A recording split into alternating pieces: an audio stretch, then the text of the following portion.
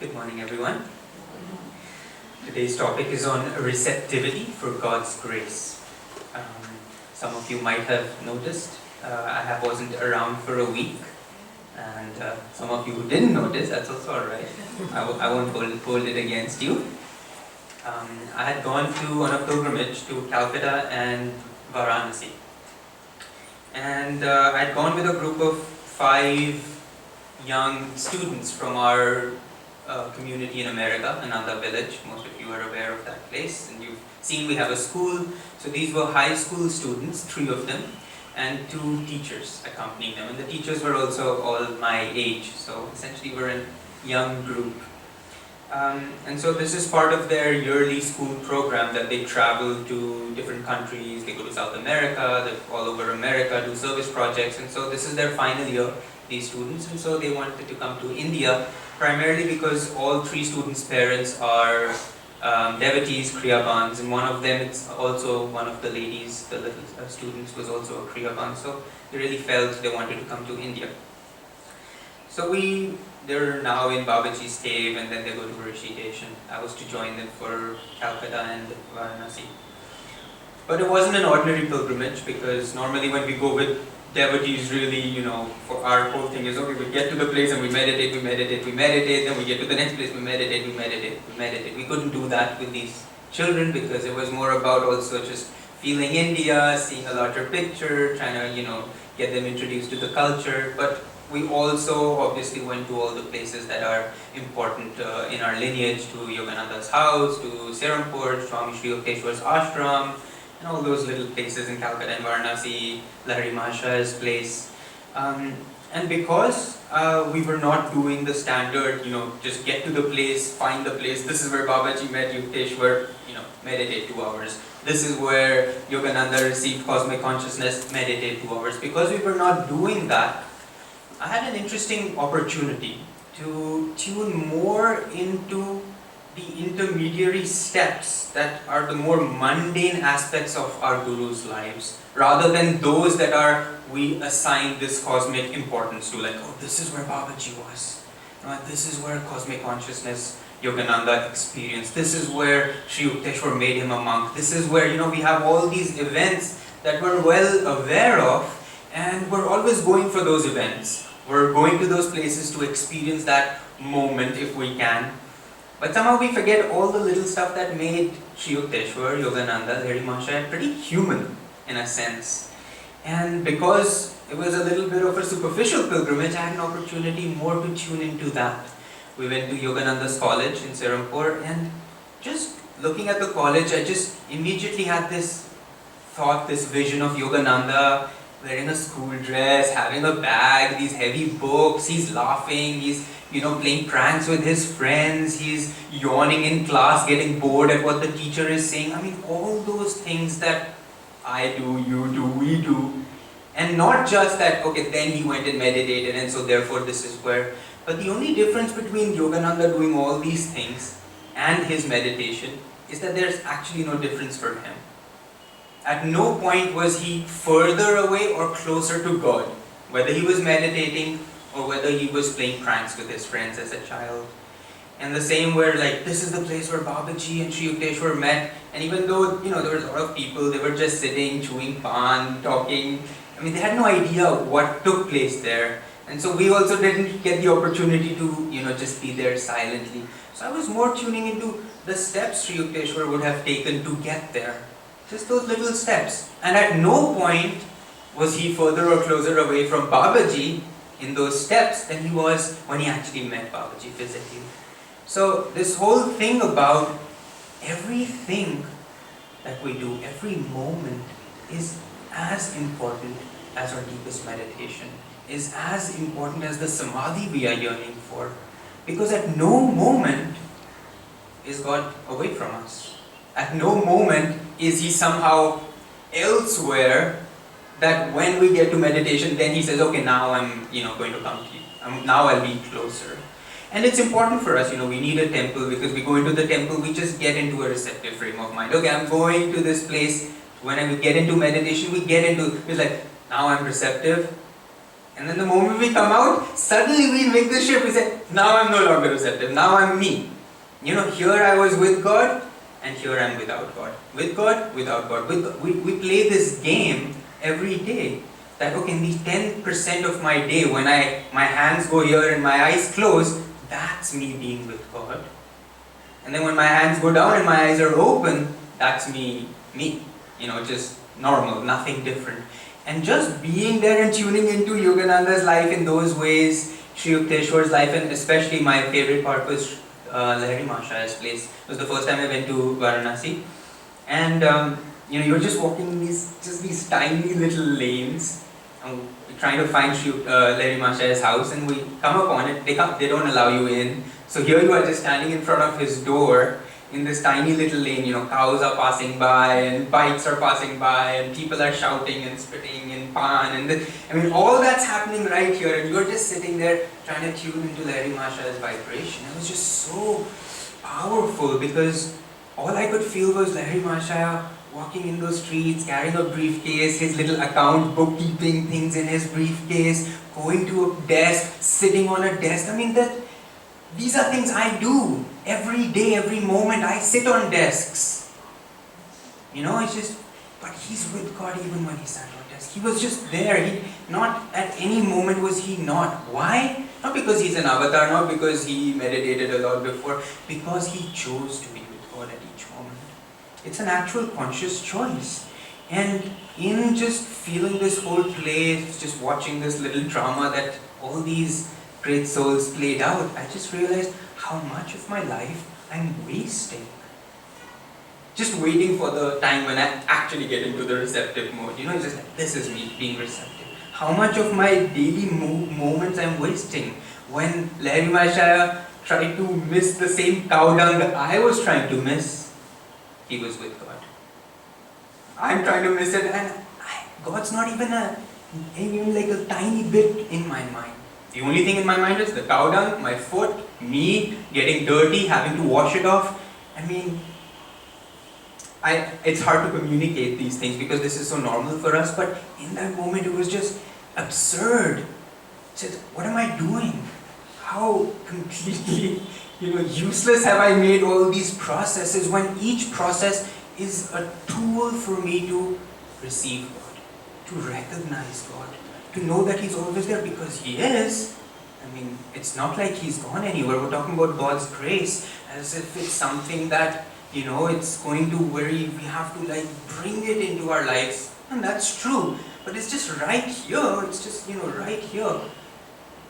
They all knew that even a leaf cannot flutter without God's grace. Even the sun won't shine without His grace. The blood in our veins won't course without His grace. It's just, you have to really start recognizing that. You can't receive unless you don't recognize that He's just everywhere. He's not just when I meditate. He's not just in Lahiri Mahashaya's meditation room. He was in Lahiri Mahashaya's bathroom. He was in Lahiri Mahashaya's office. And if He's with Lahiri Mahashaya everywhere, is He not with me everywhere? Is He not with me when I'm scratching and picking my nose, hoping no one sees me? He's with me in the tiniest, dirtiest, most mundane little things. And the only thing that's stopping Him and me to have that connection that Lahiri Mahashaya and Sri Yukteswar and all these people had was me being so indifferent to Him. Me not receiving Him, me just saying, I don't recognize you here. I only recognize you when I am meditating. I only recognize you when I am in front of the Gurus. I'm only recognizing you when I go to the temple with the thought of wanting to connect with you. That's when I recognize you. And I just realized there's so much to do, so much more for me to do. And just thinking about the different ways to, just the difference that between them and us, between being receptive, being this completely perceiving God and everything, is really like being, blind and being able to see. Because when we're blind, we're just kind of, everything that we do, we have to touch, we have to feel, and we have to make these misinformed judgments. So this could be a mic, this could be a orange that I'm about to eat, this could be a car that I'm about to hit. And imagine if a blind man suddenly after 30 years he's given sight. It's It's just different. There's nothing that he can, it's just completely different. He doesn't need to bump into objects to know that they exist. He sees them and he avoids them and he acts appropriately with them. He responds with them in a totally different way. And that's really how we are. Yogananda said that even if you haven't slept for a month and you're just so sleepy, you just haven't been able to sleep for a month, multiply that feeling 1,000 million times and you won't even get close to what it means to be in samadhi. That kind of yearning to just rest and give up, just let go of the body. That's the kind of yearning that we have to develop in each moment. I mean, it was just a revelation for me, and all of that happened in this tiny split of a second, where just all of this was like this, just like, wow, Shivteshwar, Yogananda, Lahiri Maharaj, all this, in this tiny moment, or for just 1 second, I felt God. And I never felt that. In all my meditations, in all my japa, in all my wanting to chant, in all my this, because no matter what I was doing, I was never giving him my 100%. I never received him. I never even recognized him. Even in my meditations, I'm recognizing my breath, I'm recognizing Hong So, I'm recognizing all the useless things except God. I'm not recognizing him. And it was wonderful and it was sad at the same time. And it's just important. I just felt, even though it's not quite on topic, but I just felt this is something that was in my heart, and I just wanted to put it out there. How important it is not to waste even a moment, because each moment will add up. And that feeling that I felt for a second there is a feeling that I will now yearn for every moment of my life. And not a day will go by where I will not wish I could be there again. And that will make me want to be there. That will make me more aware. Christ often said, those who have eyes to see, let them see. Those who have ears to hear, let them hear.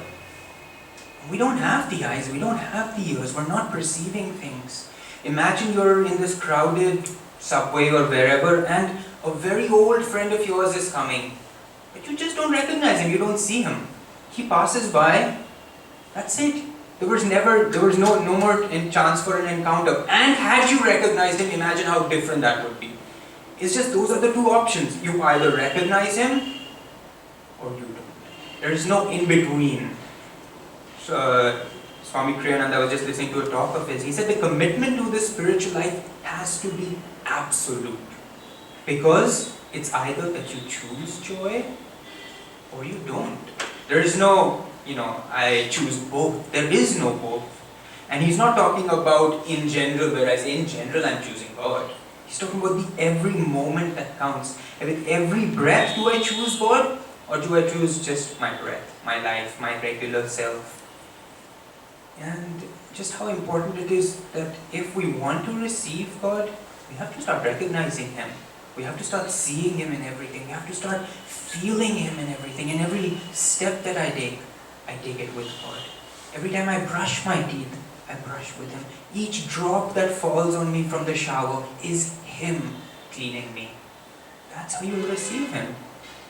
Otherwise, it's just that 10% of the day where we're meditating, where we're thinking of Him, where we're chanting. That's not enough. It's not going to do it for us. We have to start really giving it our 100%. It has to be absolute. Either you choose God or you don't.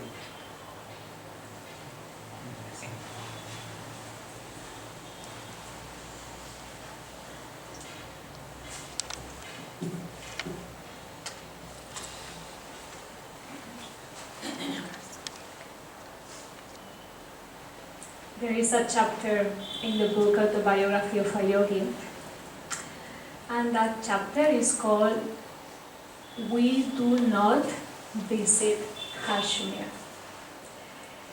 That's a chapter that only has 3 pages. Every chapter has 10 pages, 7, 8. This chapter has only 3 pages. So in these 3 pages, the story is that Master wanted to visit Kashmir, and he has been wanting to visit for the past 2 years. So suddenly one morning he feels that now is the right time to visit Kashmir. So he go to Sri Yukteswar ashram very excited and say, Master Sri Yukteswar, I would like to visit Kashmir and I would like to invite you and 2 or 3 other disciples that live at the ashram. And Sri Yukteswar said, that will be lovely, but we'll see. That's all. That was Friday. Master go back to Calcutta and ask his father, I will need some extra money because Monday I want to go to Kashmir with Sri Yukteswar and 3 other disciples. And his father, a little bit reluctantly, give him the money and say, okay, fine, take the money. Monday, Master goes to Sri Yukteswar ashram, and the first disciple that he meets told Master, Sri Yukteswar is outside walking and he has refused to go to Kashmir. And Master was, really? I'm going to go anyway. So he goes out to find for somebody else who would like to accompany Master. When Master went out of the hermitage, he saw Sri Yukteswar walking. And Sri Yukteswar asked him, where are you going? And Master said, well, I have heard that you have refused to come with me, so I will need to ask for somebody else who would like to accompany. And I'm going to ask one of my friends, which he really wanted to come to Kashmir last year, so when he hears about this news, certainly he's going to come. Sri Yukteswar very, without even a smile, and said, well, you can try, but I don't think it will work. And Master said, well, I think it will work, so I'm going to ask him. So even Master himself was arguing with Sri Yukteswar. So Master went to ask to this friend. And the moment that Yoganandaji asked this friend said, okay, give me just a moment, I want to think about it. So Master is waiting outside the house for this guy to give him an answer. 15 minutes, 20 minutes, half an hour. So he knocks again. And he asks, another person comes, where is this guy? I just asked him if he wants to accompany. And he said, really? Because this guy just left on the back door, just like rushing away, like if he saw something and he just ran away. And Master said, really? This is too weird. And anyway, Master said, okay, something is going on today. But still Master was determined to go to Kashmir. If this friend won't come, I have another friend which I think will be able to come. And this friend was a servant of his uncle. So on his way back, he meets Sri Yukteswar again. And even before Master could tell Sri Yukteswar anything of what just happened, Sri Yukteswar told him, so, your friend is not going to come with you, isn't it? And he was a little bit more smiling. And Master said, well, he won't, but I'm going to try somebody else which I think is going to come. And Master said, you can try, but I don't think it's going to work out. So Master still go to visit this friend, which it was his uncle's servant. And when Master asked his uncle, would you mind to give me your servant so he can help us with all the luggage and this, that? His uncle starts shouting, who do you think you are, young boy? And here all these responsibilities I need help. How you dare to ask me? Go away. But I'm overreacting. And Master said, there is something going on here, and I think it's Sri Yukteswar's influence that is making the day so bizarre for me not to go to Kashmir. So finally, Master gave up and he went to Sri Yukteswar hermitage. And Master said, Sri Yukteswar asked him, so, what's up now? And Master said, I don't want to go to Kashmir if you don't come with me, like totally defeated. And Sri Yukteswar said, just sit for half an hour. You can always catch the evening train. Just sit for half an hour. So Master sit at Sri Yukteswar's feet. Both of them meditate and be in silence for half an hour. And after 30 minutes, Sri Yukteswar stand up and he said, okay Mukunda, to Yoganandaji, okay Mukunda, let's go and have some dinner now. The moment that Master stand up, he started having this huge, very, very painful pain in his stomach. He became very dizzy and he fell on the floor. And he had gotten Asiatic cholera and he was really in a very bad shape. Sri Yukteswar took him on his lap and passing his hand towards Master's head, he told him, do you see what would have happened if you would have been at that train station on your way to Kashmir? I had to look over you in this strange way so you could be safe from this karma. Master, that was a self-realized master, wasn't receptive enough throughout that day to feel that something was going on. That there were signs that were telling him, don't go in that direction, but go in this one. And this is actually what is happening to all of us in our daily lives.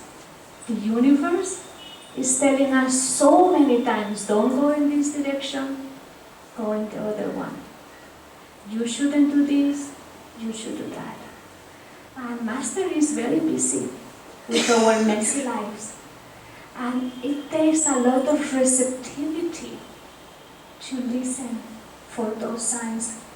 Last evening we met a wonderful couple and the man was telling us a story of this guy that on September 11th there was a guy who had a very important meeting and he had to take a flight and just go to that meeting.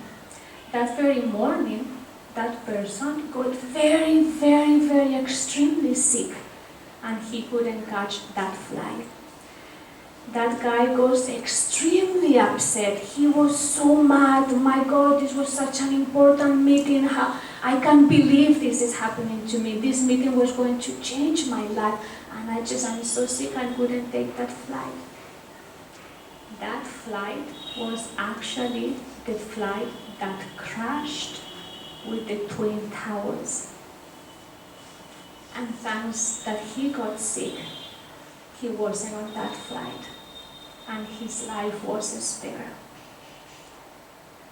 Sometimes we don't see the result of it until something really big happens to us, like Master got sick, like this man got sick and couldn't take that plane. And it takes a lot of receptivity, not from our senses, to take the sign. It's a soul receptivity. The soul has to be so refined that we are able to really listen what is going on in every situation in our lives. A few years ago I had a very interesting dream.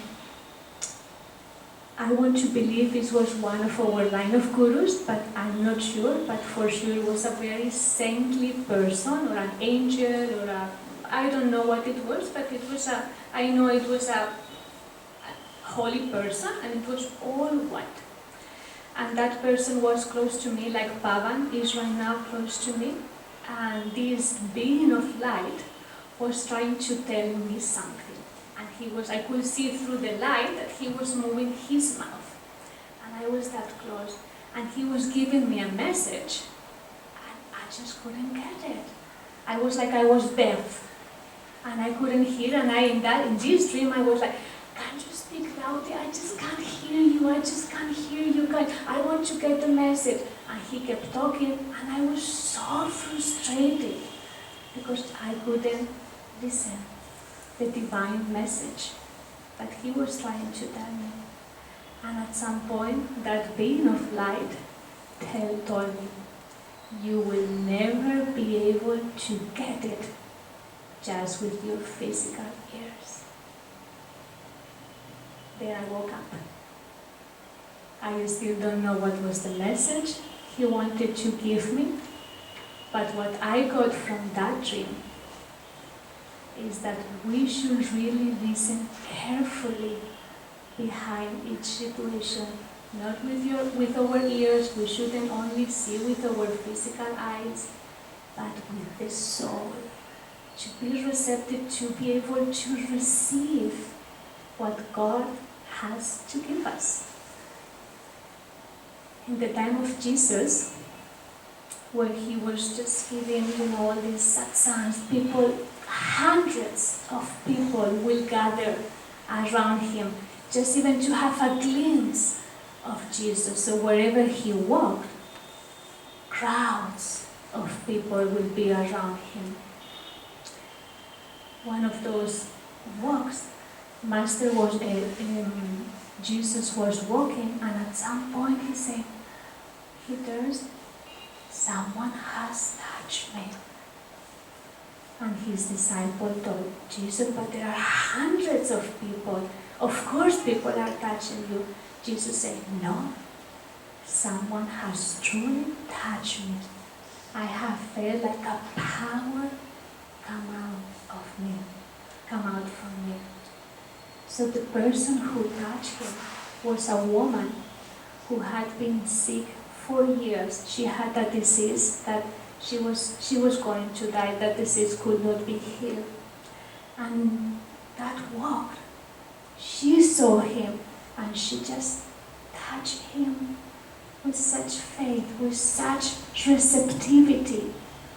And she was able from that touch just to draw God's grace, Jesus' grace, into her body.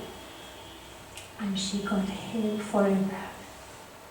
From everyone around him, she consciously drew that blessing for how he touched him. And yes, we can do the same too. We can draw God's attention into our lives. How we pray, how we meditate, how we interact with other people, how we give to other people, how we love to other people. That's our way to call God's attention. So God can say, wait a moment, Pavan is calling me, or Rachna is calling me. I feel a power that is coming from me towards them. And we should try to keep calling God's attention, to keep receiving as that woman did, to be open to receive God's grace just by touching him through our behavior, through our actions, and above all, through our love. God bless you.